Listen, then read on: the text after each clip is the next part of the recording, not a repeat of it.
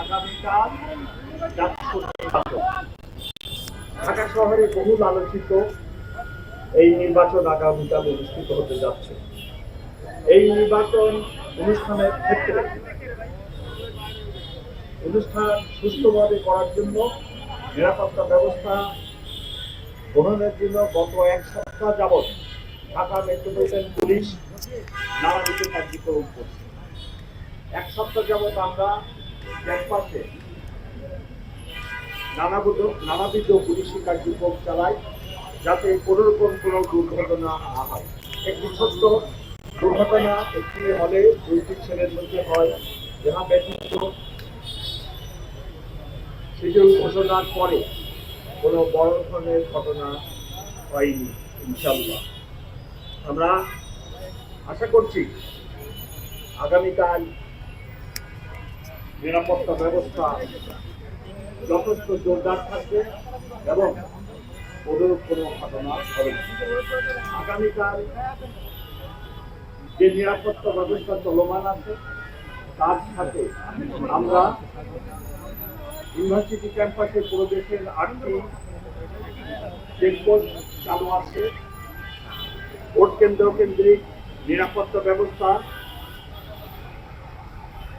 যথেষ্ট পরিমাণে করাইছে। আপনারা সবাই জানেন 8টি ভোট কেন্দ্র, ফুড পেট্রোল বহাল আছে, মোবাইল পেট্রোল বহাল আছে। আমরা আমাদের অফিসারদের সাথে বডি অন ক্যামেরাও যুক্ত করে দিয়েছি। বিশেষায়িত team explosive bomb disposal unit এখানে সব কন্ট্রোলে থাকবে। স্কোয়াড টিম নিয়োগ করবো। ডিবি সাদা পয়সাকে নিয়োজিত থাকবে। 808 গেট স্থাপন করা হবে।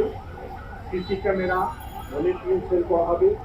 স্ট্রাইকিং রিজার্ভ থাকবে।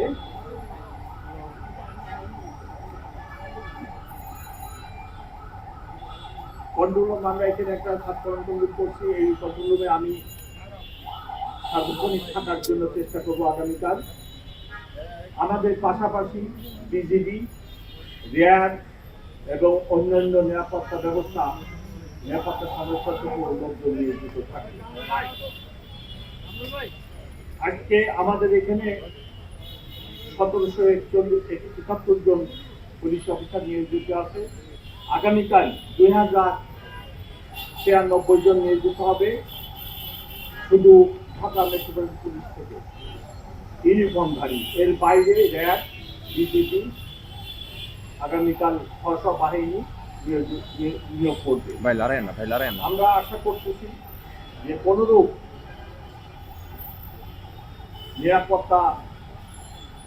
নিরাপত্তার আশঙ্কা নেই এবং গত 7 দিন বা 10 দিন যাবৎ যে নিরাপত্তা ব্যবস্থা ছিল ভালো ছিল। আগামীকাল ভালো থাকবে এবং আগামীকালের পরে 10 তারিখেও কোনো সমস্যা হবে না। আমাদের নিরাপত্তা ব্যবস্থা 10 তারিখ সন্ধ্যা 6টা পর্যন্ত বহাল থাকবে। যদি প্রয়োজন হয় এই সময় আমি আরো বৃদ্ধি করবো।